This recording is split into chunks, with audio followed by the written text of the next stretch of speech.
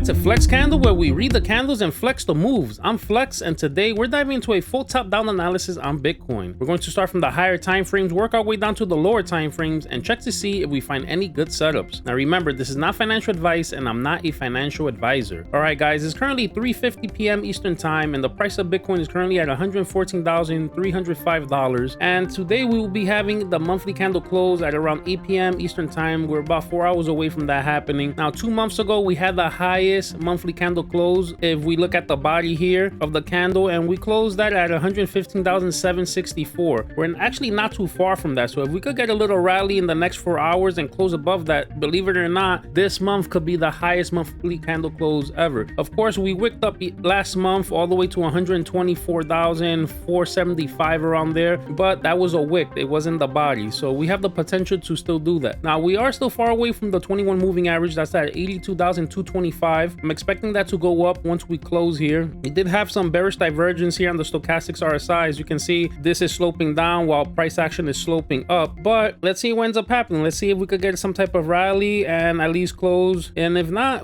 where we are right now is not bad. We have a green candle compared to a red candle from last month, so the monthly is not looking too bad as of right now. And the 2-week candle, we went over that earlier this week, and as we can see, the stochastics were on the way down, but it kind of looks like we're starting to curve up if we could continue to be bullish. 21 moving averages at 102,771, so it's not too bad either. Still have almost 2 weeks before that closes. The weekly candle closed red, but we were able to survive and stay above the 21 moving average. Currently right now we have a green candle 5 days and 5 hours before that closes. Stochastics look like they wanted to roll over. Too early to tell, but we look like we might start moving back up. The RSI is also moving up, so things are looking a little bit better here. On the 3-day chart, stochastics are in the middle here. We could either roll over or we could go up. So far we have a big green engulfing candle. This candle also closes in 4 hours. If we could make it back above this 21 moving average, this is going to be pretty bullish, and you never know if this could be a double bottom where this is the first bottom, and right now we're creating the second bottom here. RSI is also pointing up. On the 2-day chart, we finally reset and we're starting to point up, so this is looking bullish to me. We regained the 21 and the 50 moving average, so it's looking good here. On the daily chart, stochastics are also on the way up. We regained most of the moving averages. We still got to take over this 80 moving average at 115k. Right now